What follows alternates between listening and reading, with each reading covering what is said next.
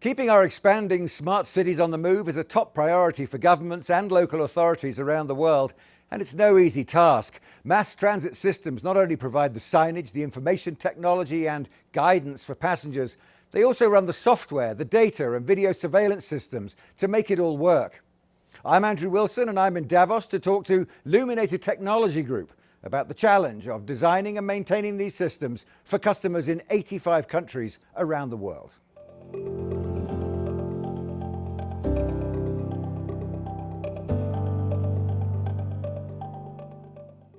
Franz and Kirk, thanks very much indeed for joining. It's good to talk to you. First of all, give us an idea about Luminator, what you do and how big your footprint is around the world. Luminator is in the mass transit business, and we have really three divisions. One is in aircraft, one is bus, and one is rail. And what we provide is passenger information systems. We do business in over 85 countries with offices in 13 countries and over 1,000 people. So as a member of the public, how might I experience or interact with Luminator technology? Well, you would see us in a lot of different ways. So if you came here, you probably either took a plane, train, or a bus to get here. And our passenger information equipment was most likely involved in that journey.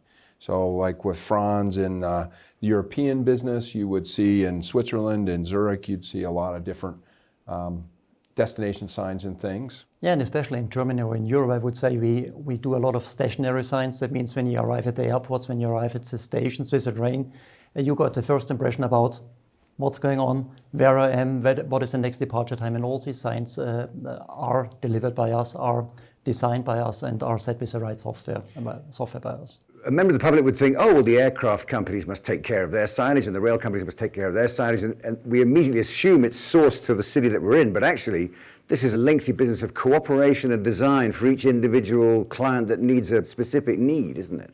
Yeah, you're exactly right. I mean, some of the underlying technology is obviously the same, but cities have their own destination requirements, certainly by name, but also frequency and route and the way they want to display information.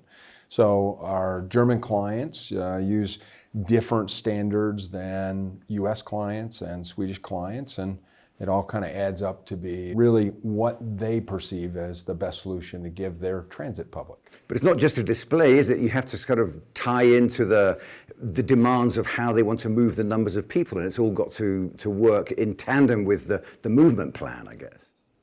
That's true, and that's very important. And within Europe, there are different standards, different ways of doing it.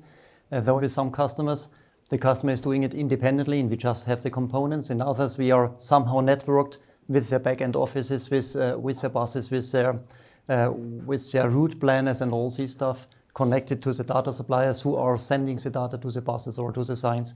So it's really different from city to city or from administration to administration.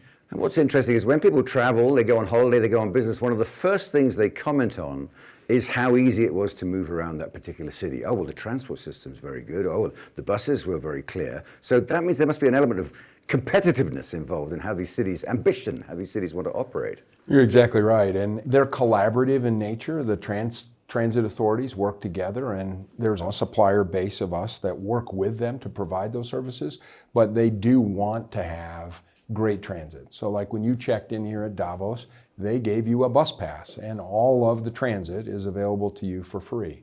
And that's part of the city, right? They want to have good transit. So this is a cooperation with us, with other suppliers, with data suppliers, with the manufacturers of the vehicles, and with the suppliers for the, let's say, surveillance systems or information systems of the cities itself. I guess also there's an element of Phoenix wanting things to be just a little bit smoother than San Diego so they can show what a great city they are. That's correctly right. Each city would like to be smarter and more modern than the other ones. Yeah. So this is especially in Asia. So there's a huge competition in between Shanghai or Hong Kong and Singapore, or in the Middle East in between Riyadh and Dubai or Abu Dhabi.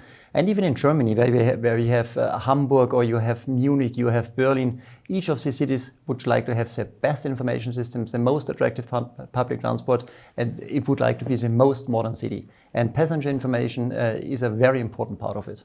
That puts a lot of pressure on you guys. You've got a line of mayors outside your office all saying, make us the best.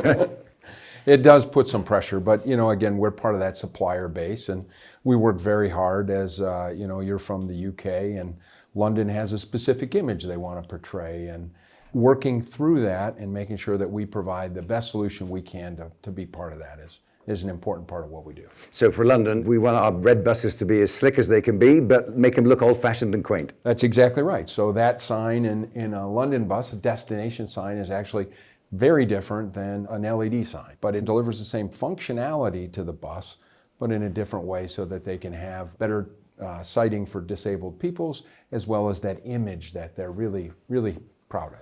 Okay, back to the technology then. Data, hugely important. Everything runs on data now. It's directing the flow, it's organizing safety, it's making sure that things run on time and don't crash into each other. You must have a huge role in that now. You must have to link into all that data.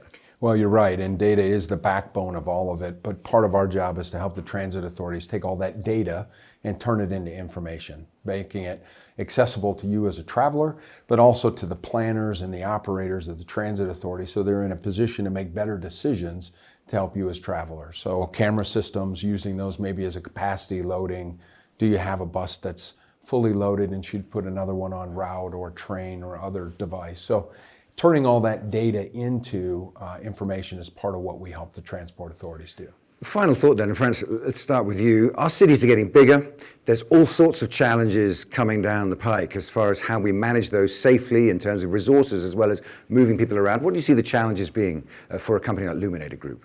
What I see, or how I see it, the cities do not become bigger, unfortunately. They're just more people in the cities. That means the surface starts to become limited. Therefore, we need to, or the cities somehow need to rearrange the transport. And for my feelings, the transport will be rearranged in a way that they get out the private cars from the cities and that they are working with buses or smaller buses in future, maybe autonomous driven buses, which will just transport the people through the center of the cities in future. If you're a traveler in a city, you know that congestion is going up, transport time is going up. So we are working very hard in that Smart City initiative, both providing better guidance for walkers and pedestrians and connecting them to alternative methods of transport, including bus and rail, and working with transport authorities to do that. I mean, briefly, are you looking down the line, looking ahead of what the cities are looking at? Are you trying to come up with ideas, waiting for their questions? Sure, of course. We like to think that we're working on things and providing ideas to our customers about things that we're doing. That's obviously a big part of our business is to provide future solutions, integrating autonomous vehicles.